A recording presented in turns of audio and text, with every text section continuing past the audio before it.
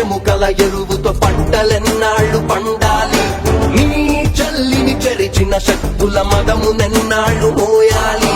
జలుబు పట్టిన జర్నలిజం అంగడి నడుపుతూ ఉంటే, ప్రజల తరపు ప్రశ్నించిన వాడిని పరాభవం చేస్తుంటే, రాబందులు చేరి రాజకీయాలే మారుస్తుంటే, ఈ మట్టికి పుట్టిన నువ్వే నవరాతను రాయాలంటే తరిమే కాల్చే విరిచే అడుగే, నోటుతో ఓటును నాటిన రాజుని రాజ్యం నుండి తరిమే, పదవికి మెట్లు కట్టలు కాదని కట్టెల మధ్యన కాల్చే.